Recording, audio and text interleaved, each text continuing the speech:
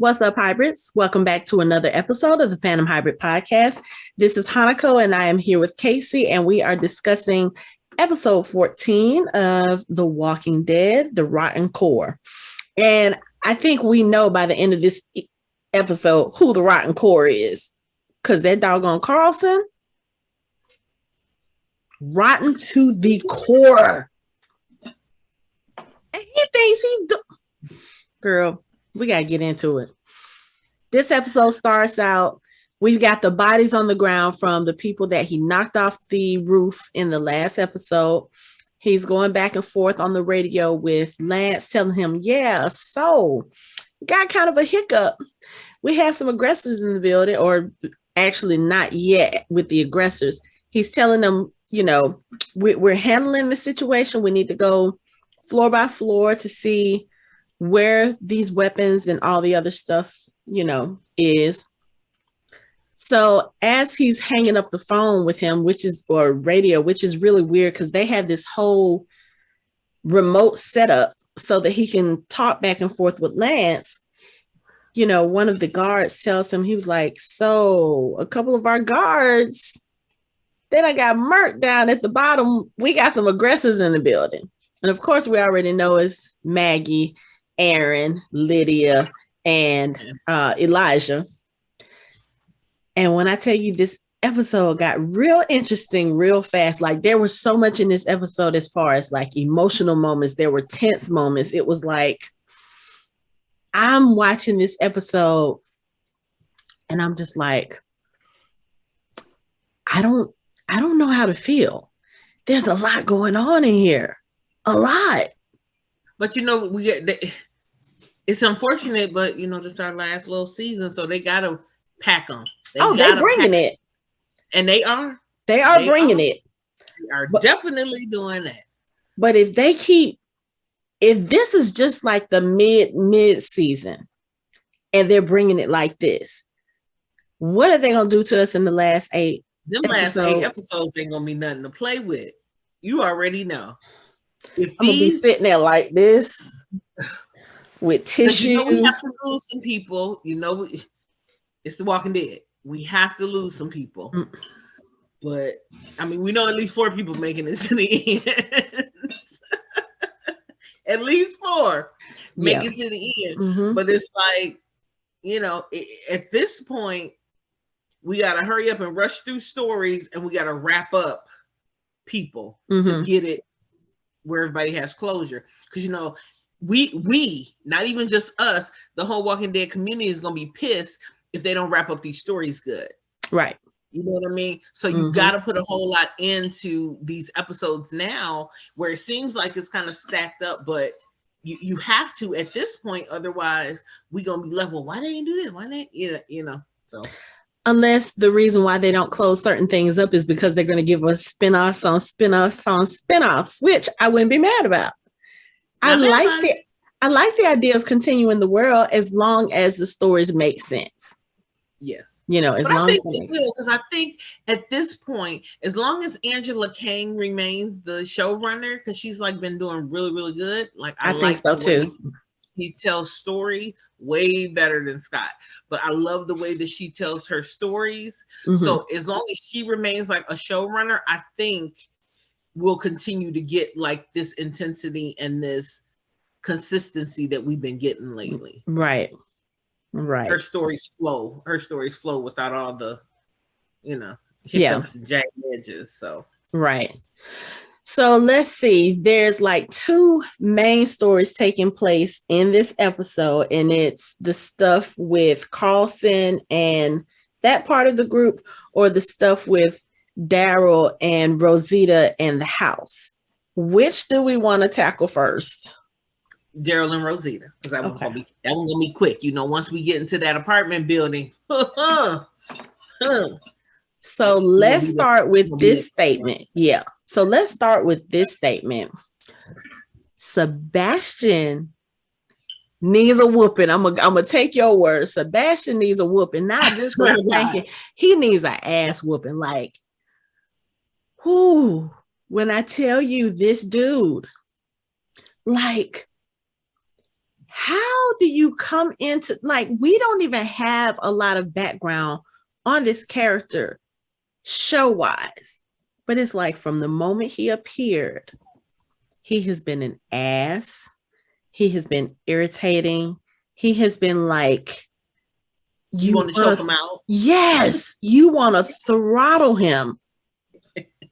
And when you think, okay, that's just the surface of him, you know, that's just who he is, he gets worse. Because this episode, okay, so first of all, he's in the little police station with all of them, talking about how he can handle the rotters. And Daryl Daryl kinds of, you know, co-signs him in a very condescending way. Mm-hmm. To where the other guards are like, okay, yeah, whatever. We know he's lying. But what he ends up doing is he has, I guess, 2 lackeys in the Commonwealth Guard who find Daryl and Rosita. They've been assigned to go to one section of the Commonwealth to do their guard duty. And they're like, hey, you've been pulled. You need to go here. And Daryl's like, that's not what we were told. Well, she changed her mind. This is where we need you guys to go. So Daryl and Rosita, of course, they are not really trying to, they're not trying to ruffle any feathers. I think at this point, they're just like, okay, you know what? We just need to do what we need to do while Alexandria's getting fixed. And we're not going to cause any mess. We're not going to stir up any trouble. We're just going to do what we've been told to do. And then when Alexandria's fixed, we can leave. So they go to this field with these other 2 guards, and supposedly they're supposed to clear some walkers. So when they get to this field and they're looking down on like this house, there's a whole bunch of walkers there, like probably hundreds. And they're like, this is what we're supposed to do. Horde, doesn't it? It does.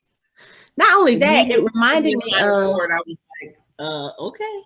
You remember when Abraham and them were getting ready to go to DC for real. They had just left the church and they were going to DC, and they came across that whole, I guess it was like some kind of farm with all the walkers, and they were talking about trying to clear through it so they could get Eugene and Washington. And that's what prompted Eugene to tell them the truth, because he didn't want to try to go through the walkers.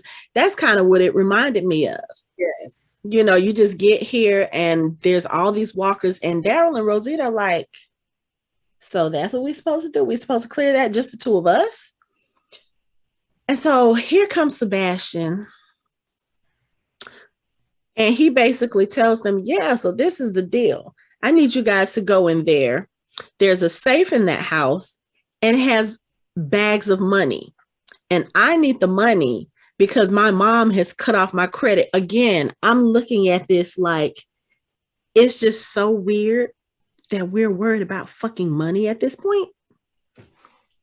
Because money hasn't existed for our group for 10, 11, 12 years. Because remember, Daryl found that money when he was in the subway and just left it. Because what do they need it for? They haven't needed it. So the whole concept of money in the Commonwealth is just weird to begin with. Yeah. And the fact that Sebastian wants them to go into this house, go through all the walkers, and get this money, and they're like, so it's just the 2 of us, we're supposed to do this? Oh yeah, you could do that. Just put the guts on your thing, put the guts on your armor and walk through. Like they don't know how to do this. Excuse me, they pretty much invented the concept. Hello. You know how many times they don't walk through hordes and everything else in this month? Right. But the thing that really got me, and I know every fan was probably looking at the TV like, do it. Girl. This motherfucker decides he wants to threaten the kids, or rather, okay, let me backtrack. He didn't necessarily threaten them, but the fact that you brought the kids up in that context, like, yeah, so you know, you have kids down there, right? Daryl almost killed his ass. And I think we all would have been okay about Judith and RJ. We all would have been okay with Sebastian dying. You know, you bring up not only Judith and RJ, which RJ skipped 2 grades in class, so we already know he got the intelligence genes. You know, that's a Rishon baby. But anyway, the fact that you thought it was okay to mention these kids, you know who Rosita is, you know who Daryl is, and yeah, they've been kind of on this leash since they've been in the Commonwealth, but they are still Rosita and Daryl. That part. First of all, when he called Rosita, what was it? He called her sweetheart or something like that, something a little condescending. The way she looked at him, I was like, he about to get that gun in the face. I'm waiting for it to happen. I'm waiting for it to happen. She gonna smack him one good one time. There's going to be a collective cheer throughout the Walking Dead universe when he finally gets what the fuck he deserves. Mm-hmm. I'm gonna be whatever that may be. Whatever that may be. But yeah, the fact that he did that, Daryl pulled that knife so quick, put it up to his throat. He was like, if you ever threaten our kids again, I will gut you. And he'll do it. He will. And you know, the other 2 guards were like, let him go, we'll shoot you. And Rosita was like, not before I shoot the asshole's face. Rosita was like, go ahead, try it. I love Rosita. Like, did you really just threaten my baby? Did you really just threaten my baby? Like, see, they need to remember that these 2 wasn't raised in the Commonwealth. These 2 people are survivors from outside. So all that petty, like the money, they don't give a shit about none of that. Like, none. Daryl's main concern is making sure Judith and RJ are good, so he's doing what he got to do as far as that's concerned. But because he can go back to Alexandria, like, bruh, I don't need this. I will fuck you up and go home. What was it he told Pamela Milton when she was like, you fell more than once? He was like, yeah, we always brought it back. Always. He can go help. The only reason why I feel like Daryl is there is because of Judith and RJ. That's it. If he didn't have those 2, think about it. Daryl lived out in the woods for how many years? Where the fuck is Dog? Oh no, Dog was there. Never mind. Dog was there. Yeah, because he fed him. Okay. Yeah, Dog was there. Okay, carry on. Yeah, so Daryl is used to being out in the woods. He's used to being out on his own. So he doesn't need the comforts of the Commonwealth. At all. He's doing that for the kids. And he's doing it for the community. Right. You know, so because he's okay with being out on his own and sleeping in the woods or whatever, but the rest of them aren't. And Daryl has long ago gotten out of that mindset of it's just him. You know, because once Merle was out of the picture, we started to see Daryl be who he truly was. Mm-hmm. And he's going to always think about that group as a collective. That's his family, just like Rick, just like Maggie, just like all of them. This is his family. So he's thinking, okay, you know what? What do we need to do to make sure that everybody else survives? Right. So he's going to hold his tongue. But I'm telling you, Sebastian got one more good time. One more good time. Just one more. And then he's going to be Walker food. I guarantee it. He's going to be Walker food and somebody's going to make it look like an accident. He's done. Can't wait till it happens. Absolutely cannot wait. I'm going to cheer. I'm going to have some pom-poms and I'm going to be like a little cheerleader. Waiting. Because you also want him to die off so he don't kill Aaron. So you going to stop. You're going to stop. We are not speaking that into existence. I know it's a possibility. You don't have to remind me that every time we record. A possibility like that. That's the possibility. I don't like you right now. I don't like you right now. Whatever. Whatever. So anyway. So somebody needs to get Sebastian before. Yeah. Because I feel like, so we look at his character like, okay, he's a dumbass. Okay. He's very full of himself. He's kind of careless, but those are the ones that you have to look out for. And I think, again, I don't know the specifics of what happened with him and Rick in the comics, but we do know that his character is the one that kills Rick Grimes in the comics. Mm-hmm. I have a feeling it probably has something to do with Rick maybe underestimating him. Because when you look at somebody who is lesser than you, in a sense, the way Sebastian is compared to like a Rosita or to a Daryl, or I would say even at this point to a Eugene. You know what I'm saying? Right. Like you look at him like he's not gonna affect much because he's an idiot. He doesn't know any better, but those are the ones that are more dangerous because of the fact that he's ignorant, because of the fact that he's careless, because of the fact that he's arrogant, and he thinks that his position or who he's related to will get him out of any scrapes that he gets into. That's the one that you have to look out for, because that's the one who's going to come in and fuck some shit up, whether he does it on purpose or not. Right. And he's also the one who never is going to realize the consequences of his actions. He's going to do shit as far as he's concerned. Don't care who he hurt or killed in the process, as long as he's straight. You know what I mean? So that's unfortunately how somebody is going to pass away, is because he's a dumbass and he's going to be thinking for some. Who was the other one? Was it Nicholas? Remember Nicholas? Put you in the mindset of that, where he didn't care what he was doing, but it affected somebody else. Remember, Glenn was under a goddamn garbage can for 3 weeks or however long they had him under the garbage can.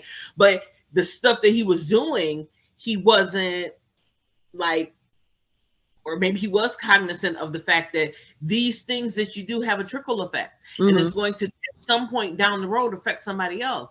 So yeah, you scared up here on a garbage can and you trying to find a way out for yourself. But in the end, you found a way out for yourself, but you ended up to the detriment of Glenn, where he now almost died. And everybody thought, he died. We all knew he was under the garbage can. But, it's still, Nicholas wasn't thinking like that. He was only concerned, I'm afraid, I'm scared.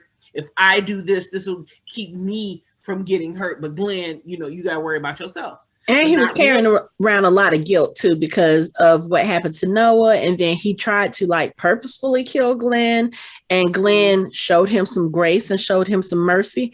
And so he was carrying around that guilt, like, okay, so I tried to kill this dude and he still let me live. He didn't tell anybody about what I did. Like, you're sitting there with a living reminder of how shitty a person you are.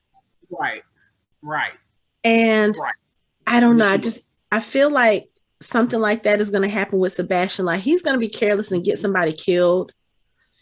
And then from what we realized, there's a list of people that he's already gotten killed trying to get some fucking money.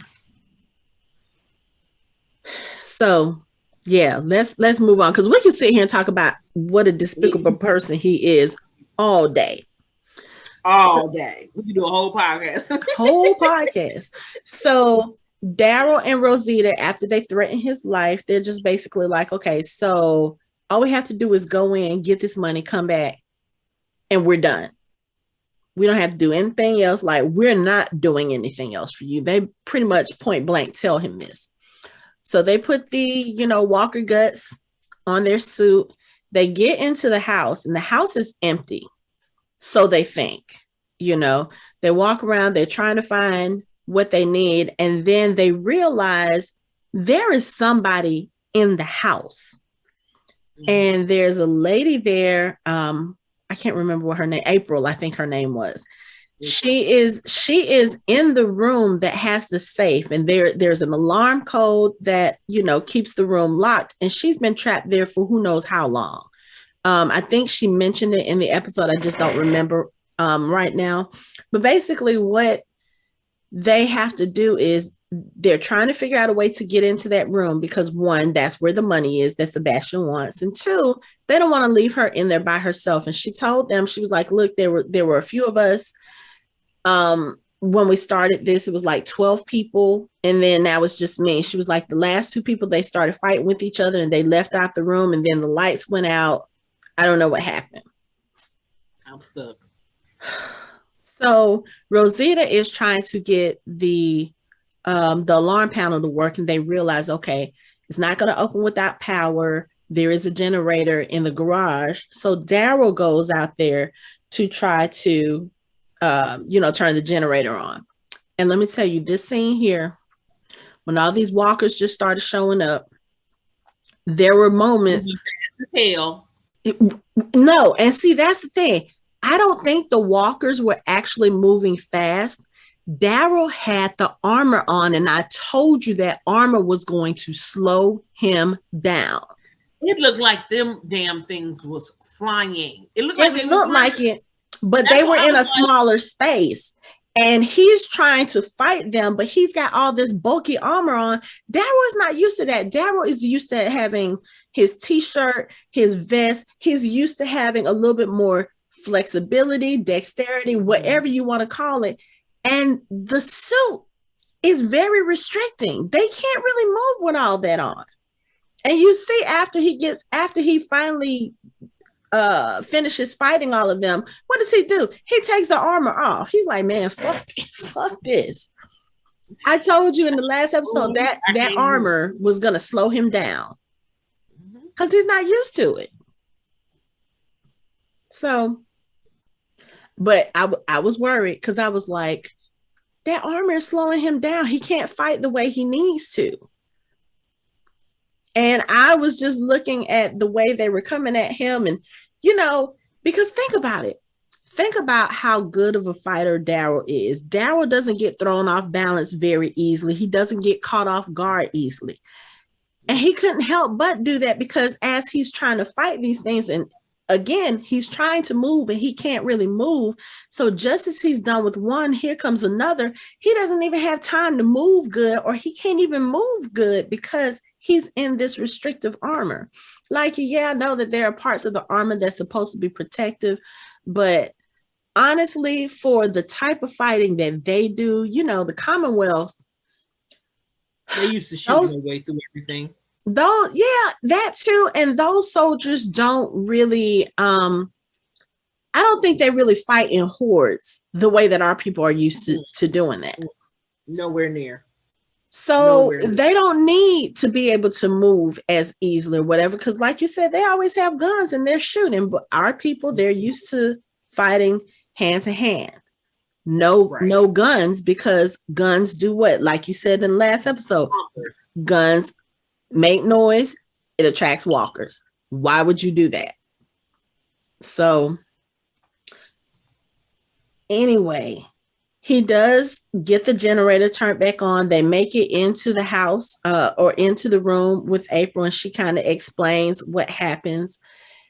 And so basically what's been going on, like you said, Sebastian has been sending people to try and get this money. And she says it to them. She's like, we told them they could have the money, but they just got to get us out of here. Right. You can't get the money if you can't get into the room. And apparently nobody else who had gone down there had been able to figure that out. Right. But there are bodies in the house when Rosita and Daryl get in there. So what's been going on? And we find this out. They couldn't have been. Sebastian had to have sent them recently since he's been off. Because remember, Rosita, when she bent down, she was like, "Oh, this is still kind of fresh." So April hasn't been in that room that long. I don't think it's been weeks, a week. It might have been weeks, I think, because I think when towards the end, when they're getting the information, I think I think somebody says that it's been like weeks over the course of weeks, because I think they sent like 40 people. So yeah, it might have been maybe a couple of weeks. But basically he's been sending people down there, and we find out later on it's people who have gotten themselves into trouble with the Commonwealth. And this is kind of like not necessarily a punishment, but it's just something that, okay, we're presenting, right, we're presenting this opportunity for you, and if you do this, you're able to, you know, clear your name or clear your charges. Something similar to what they had Eugene and the hospital, or Eugene and, you know, all of them when they had to go clear buildings that were, you know, a little bit on the dangerous side. Mm-hmm. But they've been sending people to try to do this very same thing. And of course, nobody is as skilled as our people when it comes to this. So you should have just went with the smart choice at the beginning. But anyway. Sebastian ain't that smart. Oh, this is true. He just deduced that. This is true.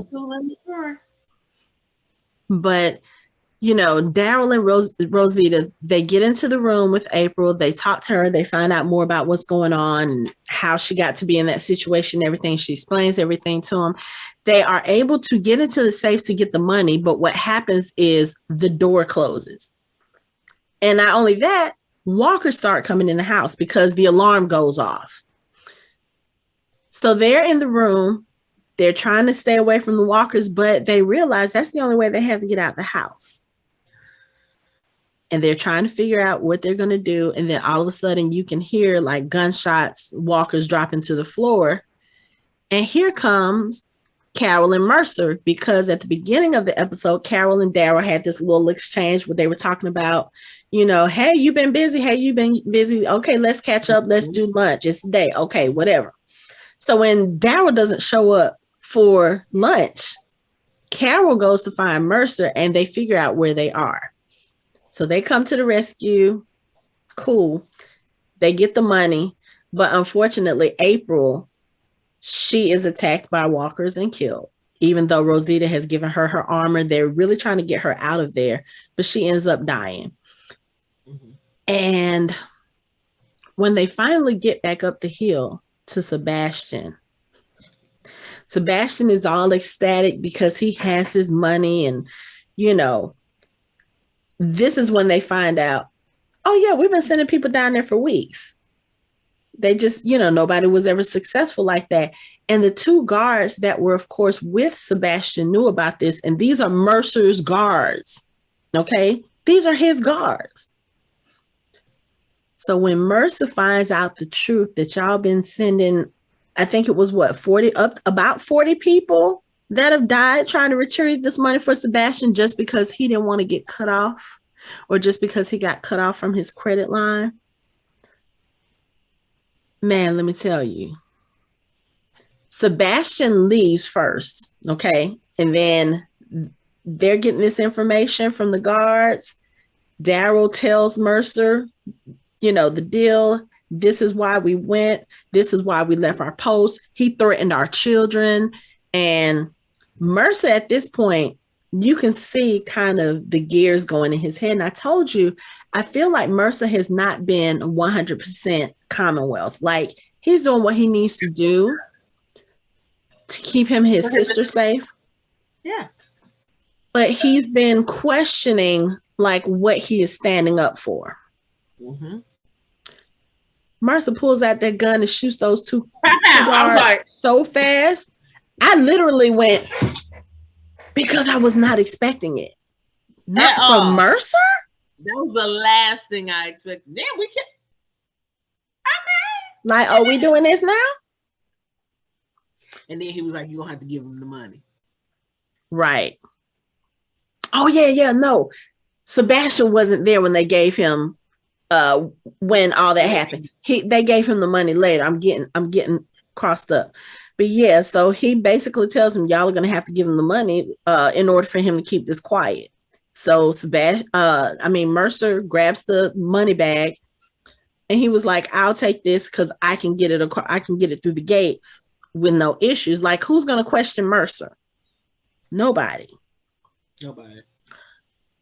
So when they get back into the I guess they're using it as a police precinct. It looks like a warehouse and it's got desks or whatever. So Rosita and Daryl are there and Mercer's there. Sebastian comes in and he's all happy because he has his money.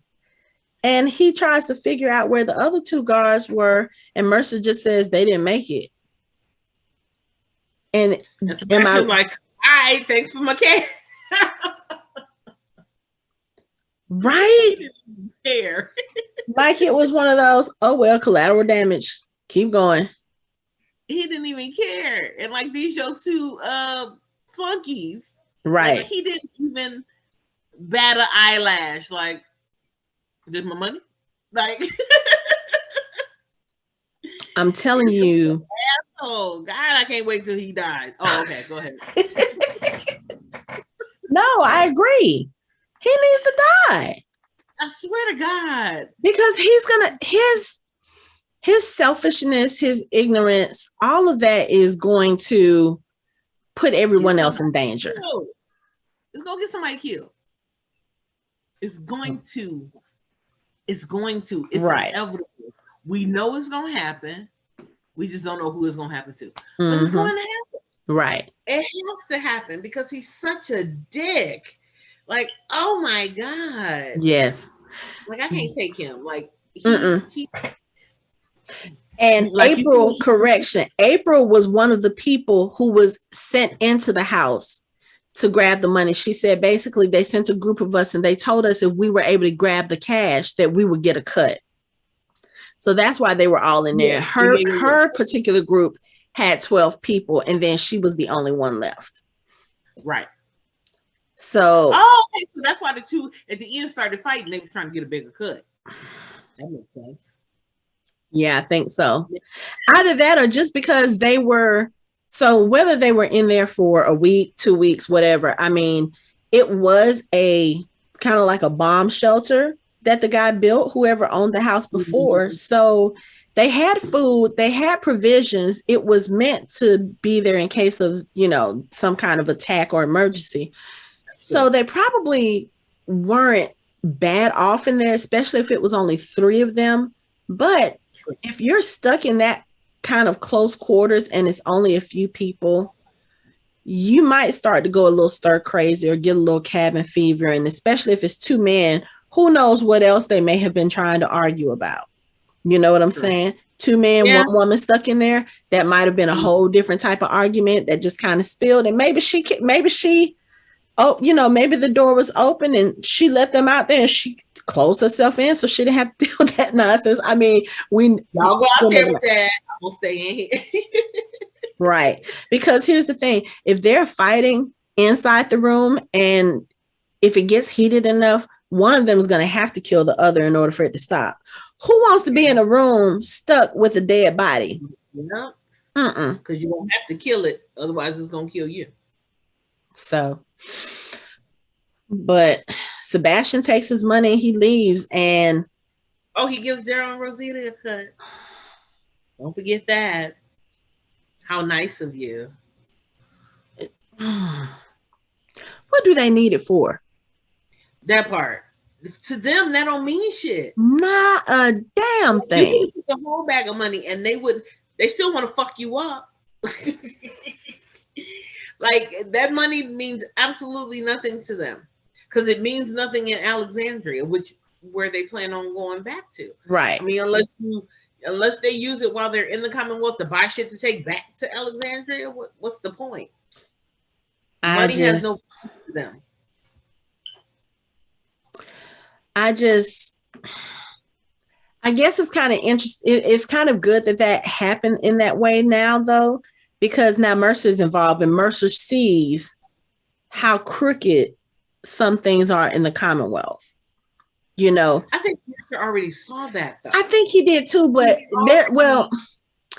I think there's a difference between thinking it and having like you know, when he went to the hospital and tried to find Tyler and Tyler had been moved. Like, you see what's going on, but for him to actually be a part of it, like, you have to go in and you have to rescue these two people who at some point you thought were just doing things for their own reasons. And then they tell you, no, he threatened our kids, so we had no choice but to do this. When you see what they had to go through, and then you hear about the corruption from Sebastian or from the other guards, like, they knowingly sent people down there knowing that there was a possibility they could die, and for what? I think Mercer's just to the point where he's just like, fuck this. Right. You know? And then Carol. You know, we keep saying it. We know Lance is crooked. We know Lance has got some issues. And we know Lance is he's not no pansy. Okay? But Lance ain't never dealt with the likes of Carol before, and I have a feeling he's about to find that out the hard way. Because she goes into him and, you know, he's like, how's your day? You know, everything okay? She's like, no, my friends got, you know, pulled into a tough spot. And she tells him what happened, you know, about Sebastian, this little shit. I love the fact that she always calls him a little shit. But she's like, he had them go into this house to retrieve money. And apparently they've been sending people down there for weeks and people have died. And Lance makes this comment. He's like, what did he say? Oh, thank goodness. They got the money. Oh, they got the money or something like that.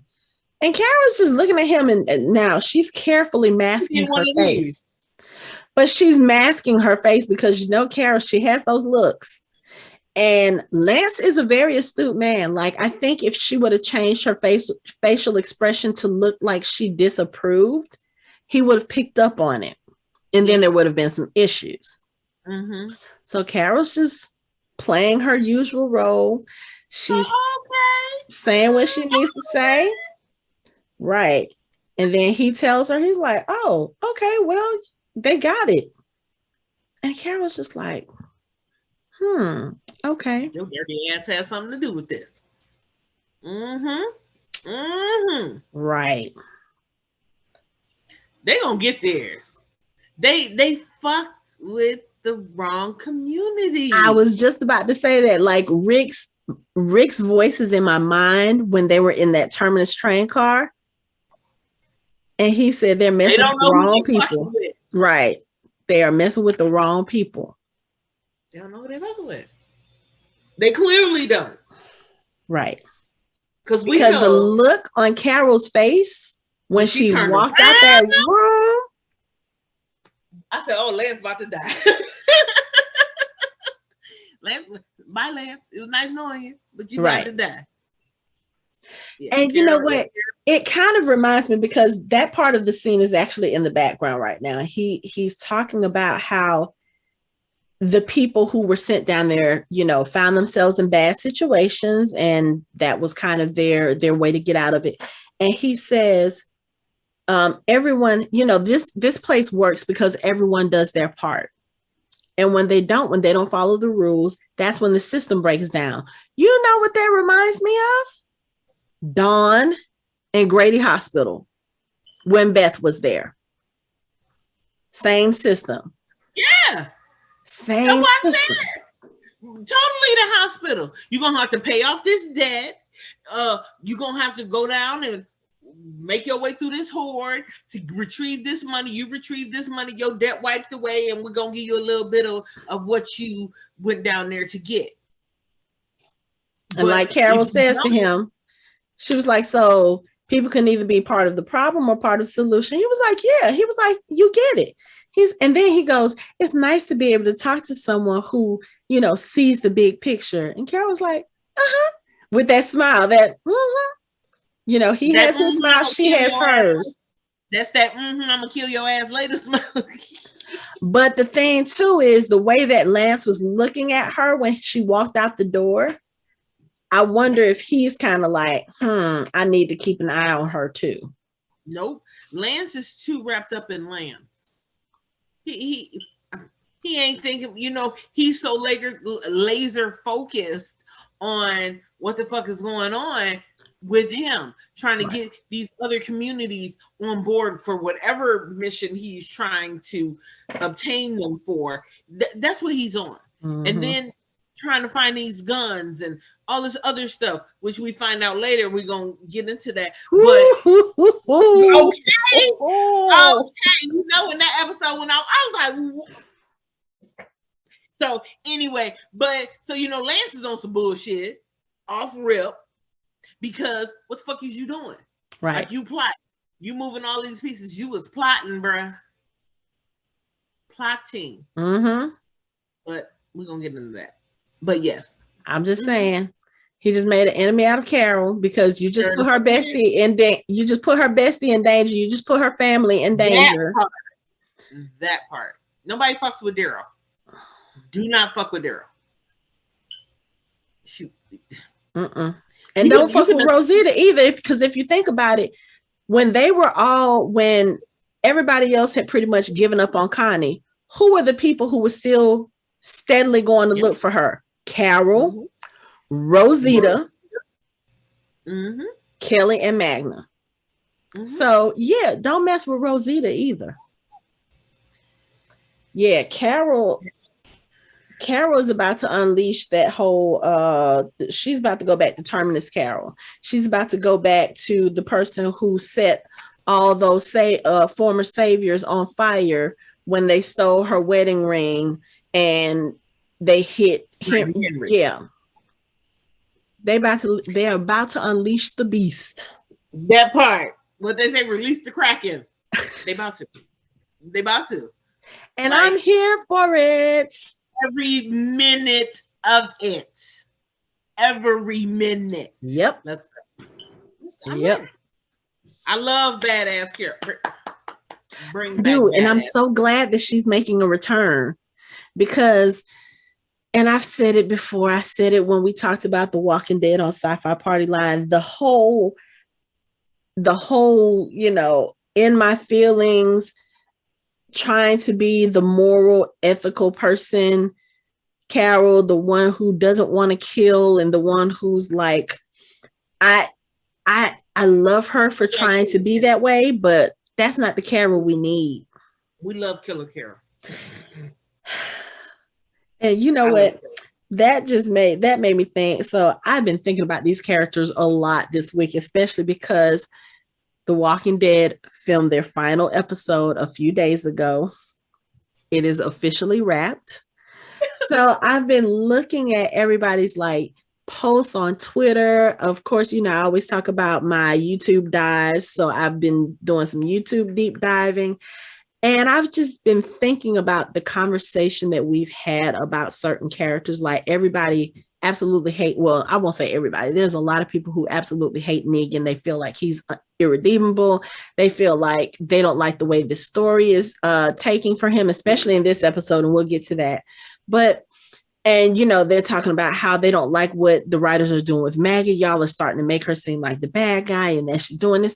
And I just really started thinking about the way that they are telling the stories of these characters, and how our perception of the characters, or how we are introduced to the characters, I feel kind of frames our narrative for that character for the rest of the series. And it's like Negan came in as a badass, not a badass, but he was the person who killed 2 of our people, and he terrorized our group. And, people feel like he can't be redeemed. He doesn't deserve happiness and all this other stuff. But if you think about some of our characters who we've seen that growth, and we've seen where they started and where they come from and how they've made this journey, they do some of the same things, but we don't view them in the same way because of how we were introduced to them. Right. And I always say that had we had somebody else's story first, the survivors would have been the bad guy. Mm-hmm. So they went in and killed the whole outpost. Right. So that has me thinking about like even Carol's character, because Carol is one of those characters who tries to not remain neutral, but she does not want to kill. Like it weighs heavily on her when she does, to the point where she can't function sometimes. And she has to kind of, she has had to step herself away from the group on more than one occasion. True. Because she's like, I don't want to do this. I don't want to have to kill to protect my friends. But if I stay, that's what it's going to come to. But the first time she didn't step away, Rick banished her. That's true. So the first time she was banished. That's true. Because she killed the people who got sick. But after that, yeah. Mm-hmm. But the thing is, we cheer her when she does it, Because she's our badass. Right. But Negan could be our badass too. It's just the fact of how we were introduced to him. And people are like, yeah, he's a cold-blooded killer. I'm like, have y'all, are we watching the same show? Like, Rick? How many times Rick just killed a motherfucker? He don't give no damn. Rick, wasn't he killing Rick for a minute? Because he was, everybody he ran across, he did not care. He was killing their ass. Like, period. You got to die. So remember, hell, he even said it himself. How many of you do I have to kill to make you realize? What sane person goes around saying, I got to kill you, motherfucker, so you can see what the fuck is going on? Who says that? Rick Grimes. Who normally goes to a safe community and was like, how many of y'all motherfuckers I got to kill so you can see what the fuck is going on? Who says that? Yeah. Not nobody's sane. But had Negan come in, because that basically ain't that what Negan did? How many of you motherfuckers I got to kill to get y'all in line? And so I was thinking about it too. What Rick said. Mm-hmm. Negan did it. But I was thinking about it too, looking at one of the older videos, especially I was looking at a video of when Simon went to the scavengers and like pretty much killed everybody except for Jadis. Mm-hmm. Now, before they had that meeting, when Negan was meeting with Simon and telling him, okay, yeah, so they turned on us. We're going to give them an opportunity. He said, kill one person. He stressed, I looked at this in the video. He stressed to Simon, only kill one person. You kill one person, you make a statement, and everyone else will fall in line. Negan he was never the type to be like, okay, we're going to kill everybody. Even when they were in the circle that night, he said only one person has to die. And then y'all will understand. And he even mentioned, like, they killed dozens of his people in the outpost, wiped everybody out. Mm-hmm. So when you look at it from those perspectives, and the only reason Glenn got killed, he was only gonna kill Abraham. Only reason Glenn got killed because Daryl popping off. Yeah. You know what I mean? The only intention was Abraham. Mm-hmm. And hell, we then found out later, only reason it wasn't Rick, I didn't want to kill a man in front of his kid. Right. You know? So it's like Negan was going in taking out leaders. Like, nah, we're not about to do this. Yeah. And he, and it also is just I don't know, we could have a whole conversation about that. And I think at some point we probably will do a deeper dive into the characters, because again, I understand everyone's feelings about Negan, but the way that they write these characters, it's not just a one-dimensional or two-dimensional. Like, there are so many layers to each of these characters on the good side and on the bad side. And I think a lot of times when people are looking at these characters, they don't really look at those aspects. Now, Negan has some other despicable qualities about him too that we could talk about, but it's just like the one that stands out the most is the fact you killed two of our people. And see, and that's even us as viewers, to us, the survivors are our people. So you kill our people. But we don't take no mind to the fact that our people went in and killed 30 of your people unprovoked while they slept, you know, thinking we're eliminating a problem. You know, y'all killed 30. Y'all just don't know their names.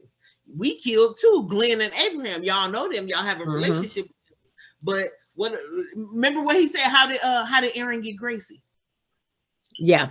You know? So it's like, come on now, the same way. If somebody went and killed Rick and took Judith. Yep. That's true. So it's literally the same thing. It depends on what group you met first. We just so happened to meet Rick and the survivors first. Right. Yeah. So okay, wait, that was in Michonne's ending, you know, final episode when they showed how Michonne was found by Negan as opposed to found by Rick. Yeah, if that would have happened. Same thing.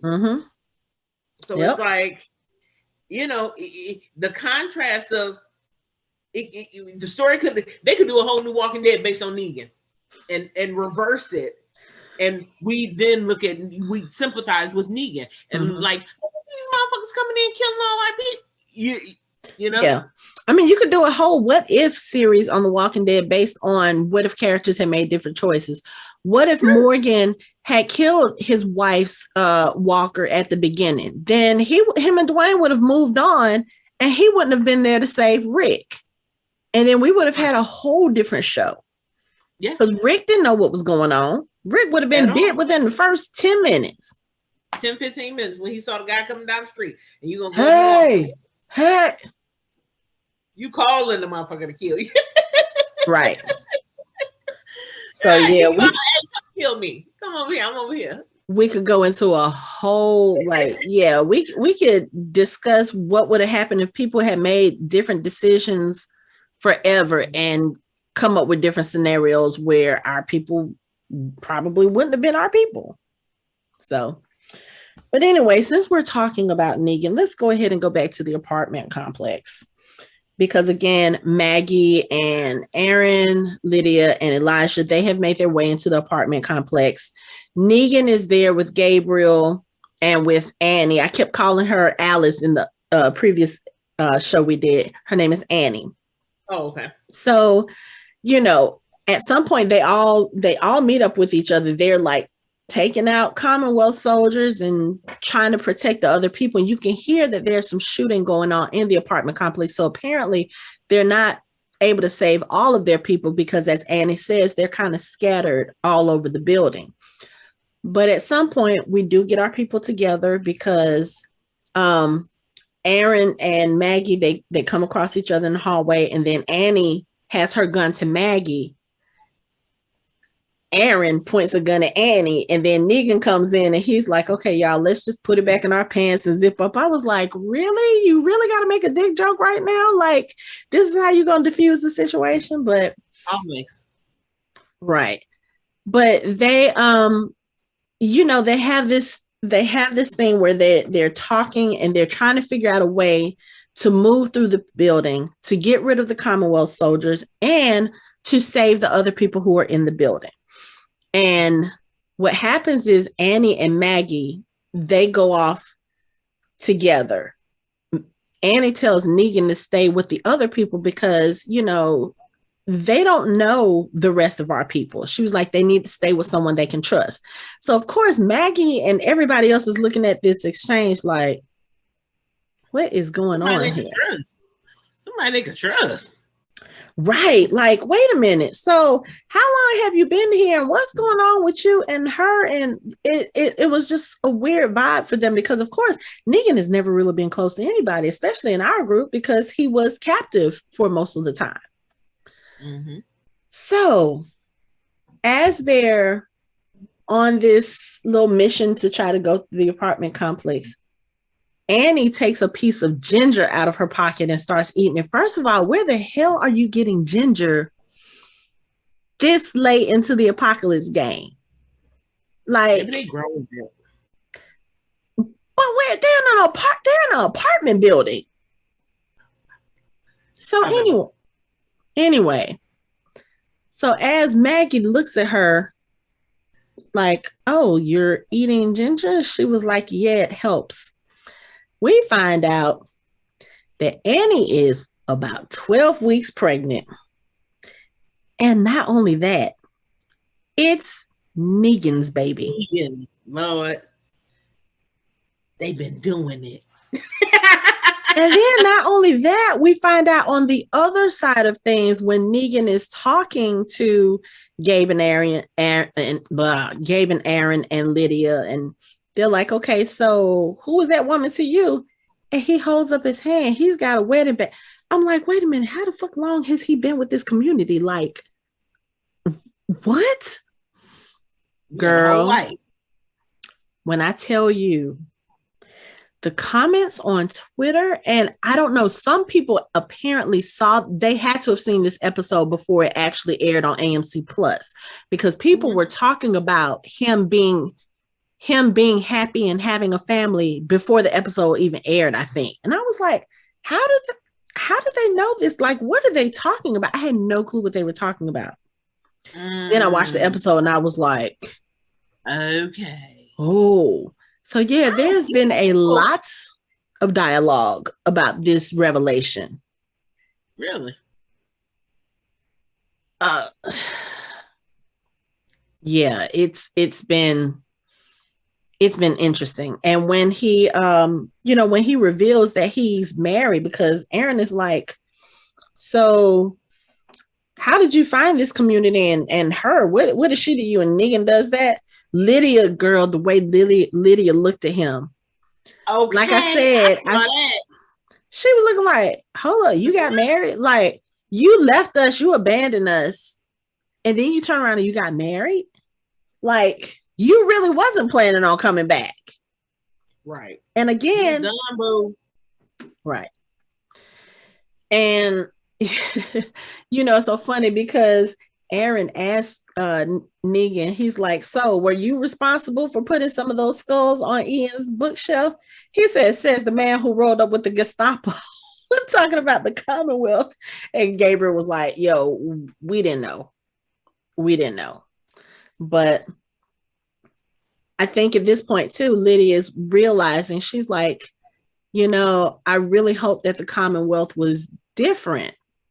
But they're not. She said they're still swallowing up communities. They're just doing it in armor instead of masks. Like, it's not too much different from her mama. Yeah. So the other thing that's interesting about this is while they're sitting there, holed up, waiting for Annie and Maggie to finish doing their mission, Negan looks out the window and he just says, oh shit, holy shit. He goes downstairs and one of the Commonwealth soldiers has Herschel. And I'm going to tell y'all, let me tell y'all, so y'all know, if y'all listened to this show at all, Casey has this thing about kids needing a whooping. We are Black. We grew up in neighborhoods where, whoopings were a thing. It just was. And every time we have a child that misbehaves on this show, Casey's like, that child need a whooping. When she saw Herschel, she texted me, Thompson, he need a whooping. He need a whooping. He need a whooping. She even tried to talk about it in the last episode. We hadn't even gotten to this part yet. I was like, you can't say that. That didn't happen yet. She was like, all these children need a whooping. All of them. Herschel, after Maggie told him to stay behind and hold down the fort, this little critter done climbed in the back of the truck and was in the back of the truck, and one of the Commonwealth soldiers found him.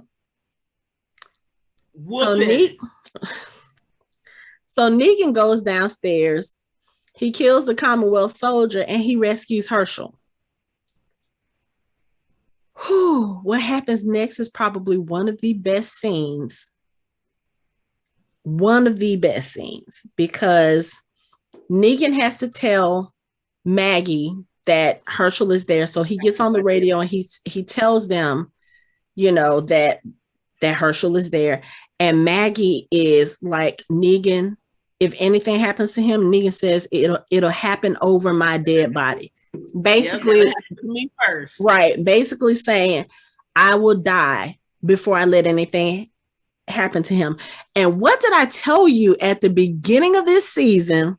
You said it. When we were talking about Maggie and Negan and whether or not there would ever be not necessarily reconciliation between those two, but at least some kind of understanding or some kind of peace. I said it would have to come down to a couple of things. I said Negan he would have to sacrifice himself to save Maggie's life, or he would have to sacrifice himself or save Herschel. I said it. You called it.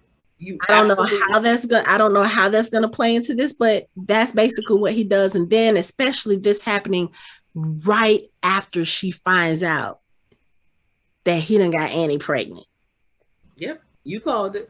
I give you your props. You absolutely called it, because now Maggie has to, as much shit as he did, look at him different. Maybe. I mean, it have to. Yeah. You saved my damn kid. Like, it don't take away what you did, but it, gives some sort of, I don't want to use the word redemption, but it gives you some sort of. You have to look at the person he has become instead of the person that he was. You have to think about it. At least 7-8 years has passed at this point. Yeah. Nobody stays the same forever, especially in this type of world. Negan had opportunity. I mean, he was locked up for 6 years. He could have left at any time. When the Whisperer stuff happened, he could have left and stayed with the Whisperers. Got the hell on. When they were trying to get out of that blizzard and Judith took off, he could have let Judith die. There's a lot of things that he could have done to show that he was still the same person that they first came across. When the Whisperers had Daryl on his knees and Negan was there with them, he could have easily let them kill Daryl. Kill him, yeah. But he saved Daryl. He helped them with the Whisperers. And now he's taking care of Herschel. If he really wanted to be like, okay, you know what? I don't want nothing to do with Maggie. No. He could have let Herschel stay there. The Commonwealth could have used that to lure Maggie out. And then that would have been all-out war on the hilltop. Right. And Negan wouldn't have had anything to do with that, because the Commonwealth would have been like, oh, this is Maggie's son, so maybe her group was the one that ambushed them. They would have left the residents of the apartment complex alone and gone after the hilltop. Negan and his people could have been fine. Mm-hmm. But that's not the person that he is now. And again, I'm going to say that probably wasn't the person he ever was. He became who he was as far as the saviors because of circumstances that happened to him.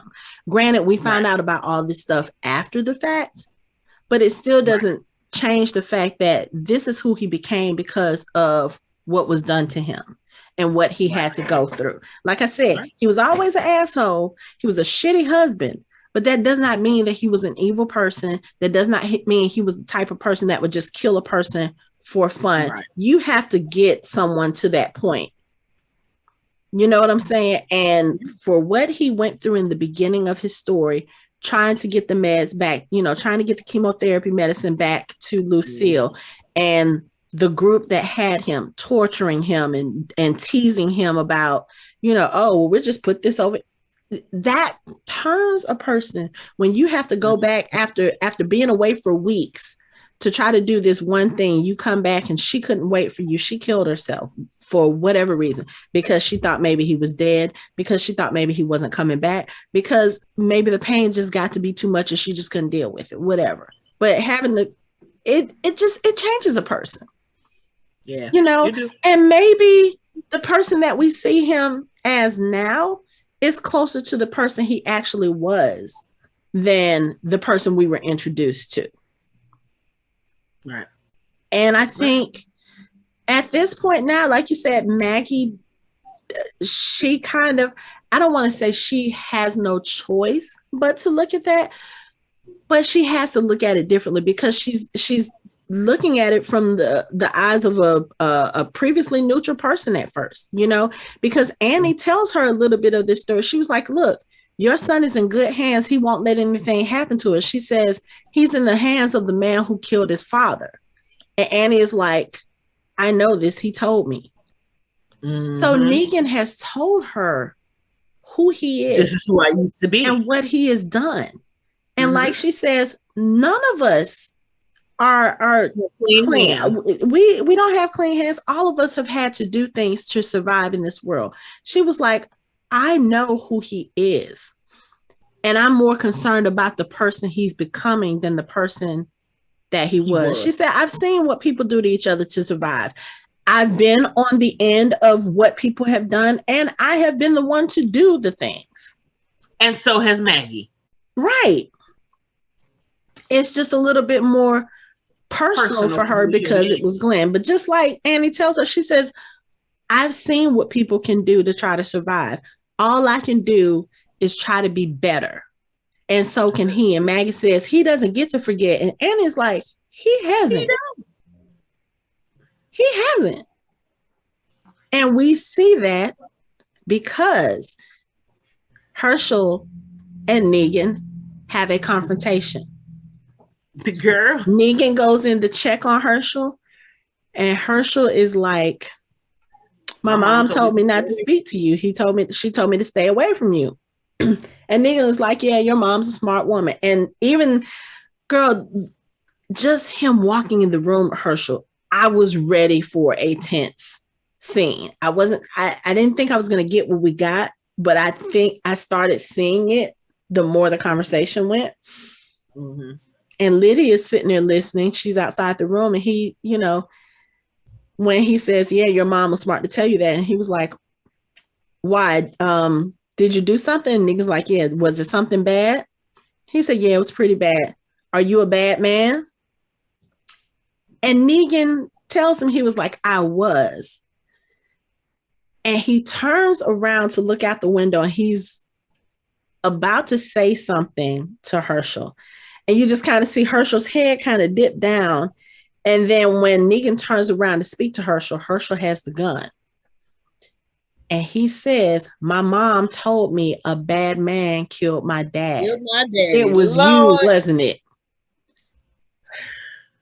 And Negan just looks at him and, I mean, he could have easily lied to him because, of course, there's plenty of bad men in the world. True. But he comes clean to Herschel and says, yes, it was me. And he sits down, he gets on his level, and he's like, look, there's nothing I can do. Look, what I took away from you and your mom, there's nothing I can say or do that will ever make that right, that will make it better. And all this time, I'm like, and, you know, he's like, and I don't blame you if you want to kill me. And at this point, everybody in the other room realizes what's happening. So everybody gets up and they look. And he's like, look, I'm just saying, if you shoot me, the real bad people will know what everybody is. And then not only will I be dead, but everybody will be dead. He was like, now, I understand that I may deserve to die, but these other people don't. Right.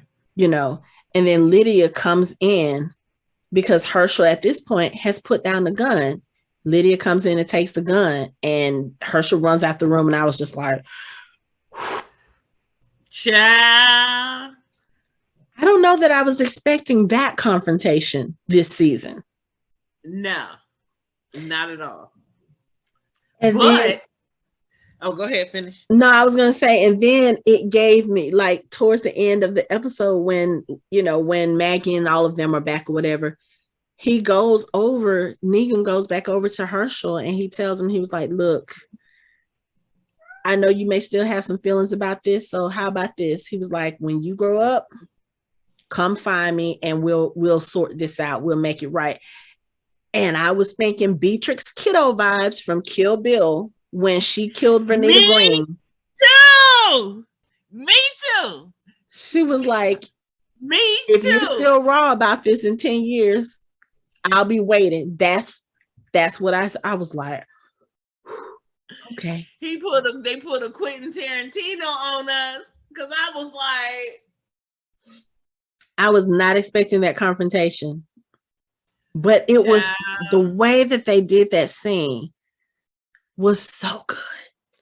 Because I think at this point, and a lot of people, I've seen this debate too. Oh, he doesn't get to feel sorry. He did it, blah, blah, blah. Yeah, a person can have regret. He can have regret. So, I mean, I didn't bash anybody's head in, but right. Yeah. But it's like he knows what he did, and to be confronted with it, not just from Maggie, because I think you can take it a little bit easy. I won't say take it a little bit easier. It's easier to handle when it comes from the grown up, especially because Maggie was there. So she has seen you at your worst. Okay. Mm-hmm. She has seen you at your most absolute evil, despicable, whatever. She has seen the depths of what you can do. This little kid has not. Mm-hmm. And so now that Herschel has a face to put with the act, I think that's going to weigh more heavily on Negan than anything. Absolutely. Because again, we have said this before, has not changed. He loves kids. That has been very evident from even the beginning, from the first time he saw Judith. It's been evident that he loves kids, because when he saw her as a baby, there was like genuine joy on his face. He was like, oh, look at this cutie. And he literally walked her around all day like she was his. I think one, because he wasn't expecting to see another baby, and two, because she's cute, you know, and he has been bonded to her ever since then. Like Judith was his only friend when he was locked up in the Commonwealth. If you could call it friendship, she was the one who would sit and talk to him. And she told Michonne, you know, she was like, he's not the same person he used to be. Michonne was like, you don't know what he did. He's not that same guy anymore. Right. And what is it that they say? Out of the mouths of babes. Right. But you know what's weird? Everybody thinks that other people can't change, but that we're allowed to evolve. You know what I mean? Everybody from season 1 through season 11 that are, you know, as their characters have grown, people, like we said, our team, we've seen them evolve from these people to something else. You know what I mean? And so now, why he can't? Right. Because he did better. Think about it. You know what I mean? So Daryl was a hateful redneck when we first met him. His brother actually called T-Dog a nigger. So you know what kind of environment he grew up in. You know, he didn't have a lot of respect for Glenn in those first few episodes either. Right. So to see where he has evolved from that first episode to now, you know what I'm saying? He can change. Negan can change. And again, I don't feel like really that Negan has changed. I feel like he's probably gone more to what he used to be before the world went to shit and before he lost his wife. Right. But I think he has a little bit. Yeah, but I think he also has a little bit more. He has a little bit more compassion, and he has a little bit more understanding because of what he's seen since then, and also because he knows what he's done and how it's changed people. And all he has to do is look at Maggie to see what his actions did to another person. Right. You know what I'm saying? Yeah. So I just, that scene was, it was rough.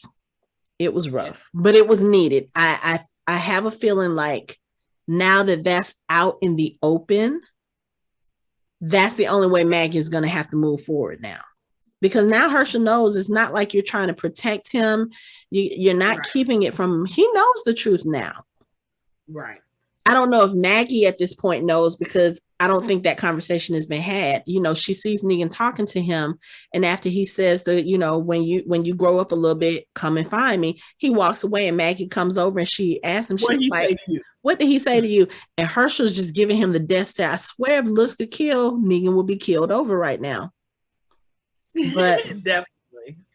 But yeah, so that all that's going to be interesting, because again, we do know that Maggie and Negan have a spinoff coming where they're going to be in New York, I don't know how that's going to play out, especially with Herschel, because I'm assuming Maggie is going to take her child with her when she goes to another state. I don't see her leaving that child behind. So again, unless Herschel dies, which I really hope they don't do that to us, or there has to be some kind of understanding or some kind of reconciliation to where it's like, I don't have to like you, but I do understand that we have the same goals aligned as far as keeping our people alive, staying alive, and not just purposefully killing other people. Because if you think about it, when we've seen Negan hasn't really killed anybody except for Alpha, and Alpha was kind of a necessity. And then the people here in this, and I don't even think Negan killed anybody in this episode. Annie killed somebody. She killed the soldier who was holding Gabriel hostage. Mm-hmm. But we haven't really seen. You know what's going to happen in this in their spinoff? There's going to be a time jump. Herschel going to be in the fucking adult. Maybe. That's my thought. Because trying to traipse around with a little ass kid. Or he may be a little bit older, maybe a teenager. Yeah. Something like that. It has to be a time jump because I just can't foresee them, Yeah. It has to be a time jump because Negan got a kid. We don't Annie, unless Annie died. We don't know how that's gonna go yet. So we'll see. Speculating at this point, right. But anyway, so after all of this emotional stuff, Carlson is still going through the building, killing some of the people, and Maggie and Annie just barely escape them because they're coming around the corner as Maggie and Annie are going by. So they plant this trap for Carlson and his soldiers. They have Aaron and Gabriel up at the top, or rather Gabriel is up at the top. Do I want to go there first? No. Let's go to the soldiers searching the apartment, because as we see earlier in the episode, there is an apartment where if you look behind the closet, there's a secret passageway that leads into another apartment.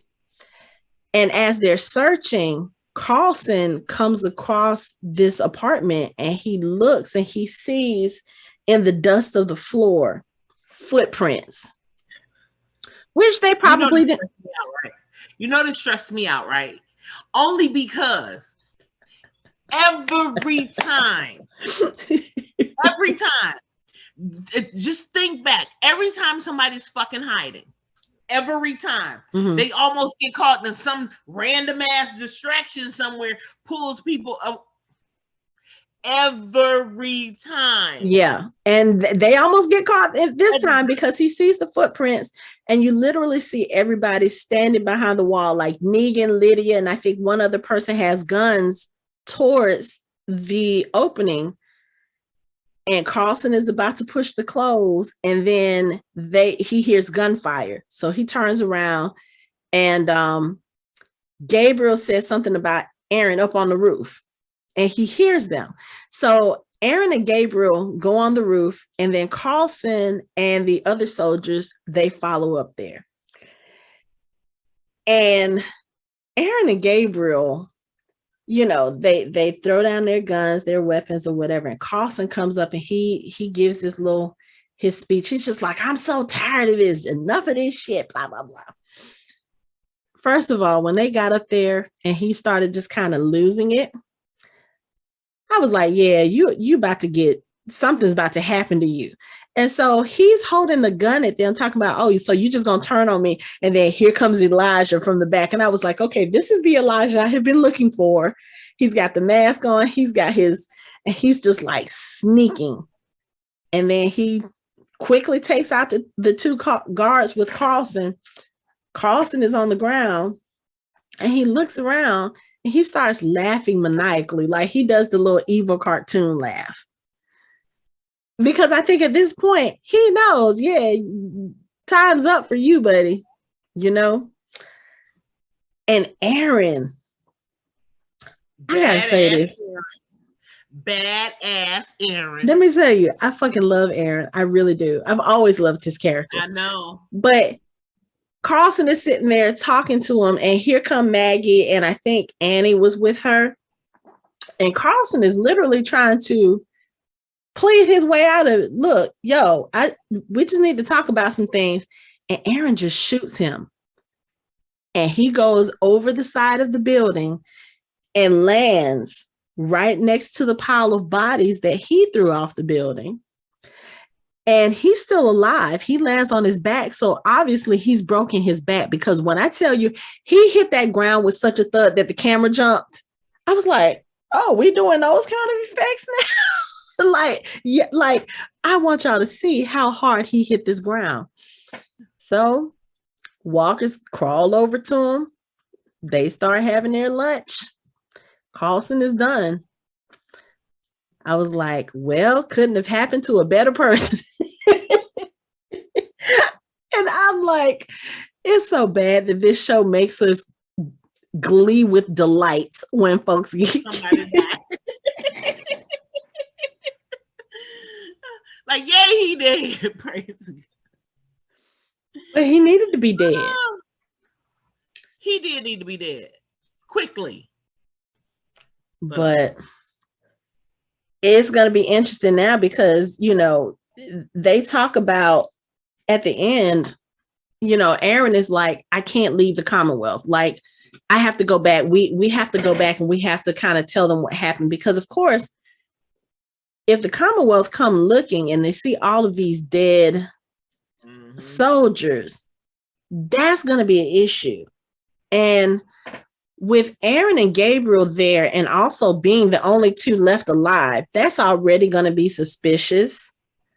So how they spin that is going to be very important to make sure that, one, no suspicion falls on them. Two, to make sure suspicion doesn't go anywhere else, because we don't know what else the soldiers may have reported back to Lance, or what Carlson may have reported back to Lance about what he found, And then they have to make sure that their people who are there in the Commonwealth are protected. So Aaron and Gabriel, they have a task ahead of them, because they're going to have to be very convincing, which is Aaron and Gabriel. I'm sure they can. Like I said, that's the dynamic duo I never knew I needed until last season. But they work well together, and they're on the same page. So I think they'll be able to protect each other and protect the other people. Yeah. But it's going to be interesting to see how they do that, because again, they're the only two that survived. That's already going to look funny. Right. Out of everybody, y'all the two with no guns, no armor, no nothing. How y'all live? Right. Exactly. Yeah. But before that, at the end, they talking, and they realize that the people in the apartment complex don't have the guns. So the grand question is, well, if y'all don't have the guns, who got the guns? And we get a little flashback of 2 weeks ago, and we see this Commonwealth soldier crawling away. Saying, no, you don't have to do this. You don't have to do this. Next to the convoy and the boxes full of guns. With guns. You don't have to do this. You don't have to do this. And it's 1, 2, 3. It's four Commonwealth soldiers. 3 of them are already dead. And then you see somebody walking from beside the convoy, and then the soldier, she's like, please, please, please, no. See the knife go across the throat, and then we see Leah. Maggie should have killed her. Daryl should have killed her. Both of them should have killed her. Well, we knew she was gonna come back and cause some problems. We knew that. We knew it. Daryl shouldn't have let her ass go. Man. And then, of course, we see in the previews for next week, this is what, the whole thing at the apartment complex. Lance is there to investigate. And of course, he's questioning Aaron and Gabriel. And this is when Daryl and the Commonwealth soldiers end up coming to Hilltop. So yeah, it is about that 6-month period. So it's going to be interesting to see what happens. Because again, I said it, I don't think that Daryl is going to the Hilltop with antagonistic reasons. Like, even though the way that they presented it to us in that first episode, she was like, we don't have to do this. Yes, we do. I was like, yeah, that doesn't seem like. I already know what we kind of gathered from this episode is because Maggie was like, well, we can't leave them here. And we know they can't go to the Commonwealth. So the assumption is that Maggie is going to find some way to hide them or find some way to keep them safe from everything. The apartment, so, in turn, with Gabriel and Aaron being left alive, why would they leave y'all alive? Okay, let's go to the one place we think. Yeah. Which is So it's going to be interesting to see how all that plays out. Yep. Because like I said, Daryl is probably there because they've been ordered to be there to like search or whatever the case may be. But Daryl and Maggie are not in a place where they're at each other's throats. So, you know, even though he has on a Commonwealth suit, Daryl is still one of us. Daryl's still Daryl. So it's going to be interesting to see how that plays out and what they're going to do as far as this conflict, because there's going to be a conflict between the Commonwealth and the Hilltop. We already see it coming. Absolutely. We already see it coming, because even in the preview, when Maggie is standing there, she's got her arms crossed like, what the fuck are y'all doing on my doorstep? So we already know it's about to be some issues. You already know Lance is feeling a little bit in his feelings because of the fact that Maggie did not take the deal. So yeah, the next episode is going to be interesting. And then we only have one episode left. And let me tell y'all what Casey is doing. So we watched the episodes on AMC Plus. So we get them a week early, and the mid-season finale airs tomorrow. Because somebody decided she was going out of town this weekend. She is making me wait until Monday evening to watch the mid-season finale, because we're going to watch it together. We're going to actually be in the same space. We might do some reaction videos, and then we're going to record and talk about it. But I gotta wait until Monday. I am on break. I am on spring break. I don't have to be in the bed, and I gotta wait.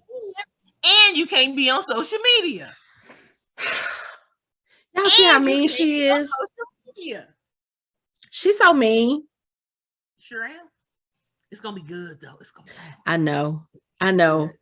And then I have seen, not spoilers for episode 16, but I have seen a couple of writers or bloggers who have the screeners, and they're like, yeah, let me tell y'all, episode 16 is shaping up to be one of the best mid-season finales ever.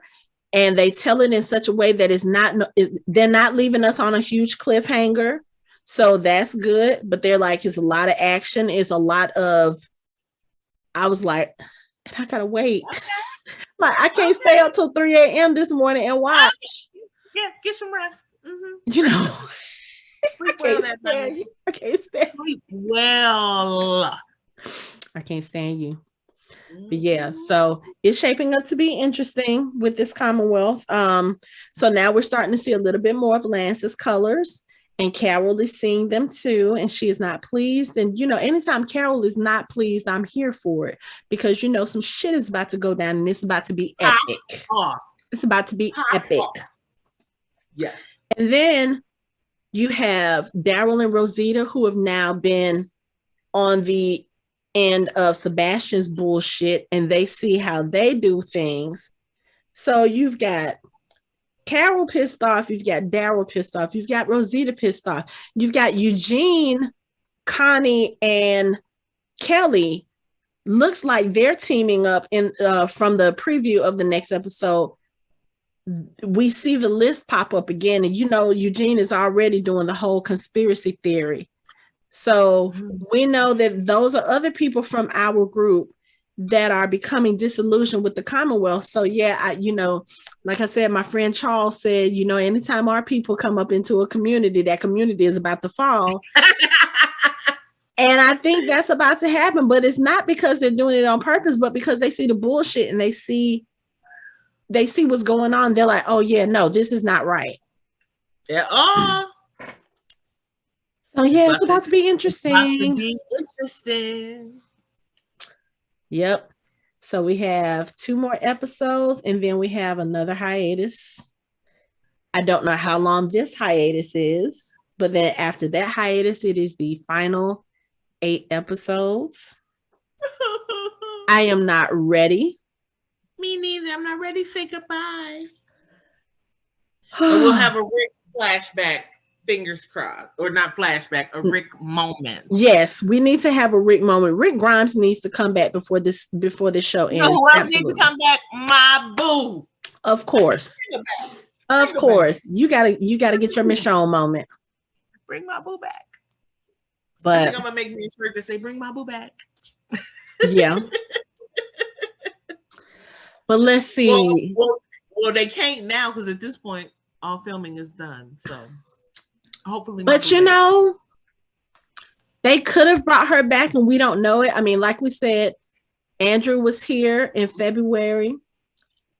I'm strongly suspecting that you can't bring him. Denai was here. Denai was here filming Black Panther. So yeah, you can't. Right, you can't tell me that they didn't do something. Especially Andy. Somebody posted a picture. Andy and Norman went to dinner together while he was in Atlanta. Nah, y'all not gonna sit here and tell me that Rick Grimes doesn't show up in some way in any of those final 8 episodes. Why he randomly in Atlanta? Ain't shit else filming here that he would come here. Right. And then to be in and out like that.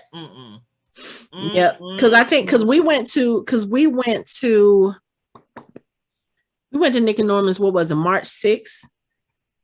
And someone there told us, yeah, no, he was here and he left out. So I'm like, okay, but y'all know he was. So was he here? Like, of course, if he's in Atlanta, even if he didn't film something, he had to go by there because he wasn't going to just be in Atlanta and not go say hey to his peeps. So he had to go by and say something. So I'm just saying they could have filmed like a scene or two while he was here. And then if Denai was here filming Black Panther 2 and she just happened to like take a stroll down Highway 85 into Sonoya, I don't think that's unreasonable. I don't either. So I'm here for it. I'm here for it too. I just want to see Rick. I just need to see Rick. And I guarantee I have a strong feeling you'll get your fix. I think so. I hope so. Are gonna get your fix. Will I get my fix? I don't know, but I know you're gonna get yours. We're gonna speak those 2 things into existence. You're gonna get your Michonne. I'm gonna get my Rick. We're gonna speak those into existence. So yes, we're gonna get. Yes. So we have 2 more episodes to talk about. At some point, I do still want to do a show talking about a little bit about Fandemic. And then there is another convention coming up. Well, I guess not necessarily a convention. It's like a fan event. It's called The Camp. It's now a 4-day weekend, I think. Friday, Saturday, Sunday, and Monday, because Paula Lazaro is coming on that Monday. So that's taking place in Peachtree City. Casey and I are both planning to go to that event. Looking forward to it. And yeah, and then that'll be it for maybe the summer for the main show. Don't know when the final third of it is coming back, but hopefully by that time we'll be able to talk about Fear the Walking Dead, because apparently Casey has been getting caught up. So where are you now with Fear? You still in season 3? No, I'm in season. Ain't it season 5? I'm in season 5. Shoot! Morgan got kidnapped by the truckers, and then the crazy lady, they just shot her. Oh, the black lady. Yes. Martha. I meant Martha. So that's where look at you. You've been making some progress. I have. Girl, I was proud of me. I'm like, okay, girl. Yes. Right. So you done met my favorite John Dory. Yes. I have met. Yes. Matter of fact, him and Victor was trying to get off the little island, and Alicia and Charlie had just came to the water, and of course they didn't show what they saw, but clearly they saw Charlie. Okay. So yeah, you've made some progress. I'm so proud of you. Look at me. So look, we might be able to talk about some Fear the Walking Dead when it comes back in 3 weeks. We will. Oh, okay. So you heard it here. Y'all gonna help me keep her word. You know, we just gotta get her to sit down some because Casey be all over the place. So, but yay. So once we get done with North Carolina, so podcast anyway.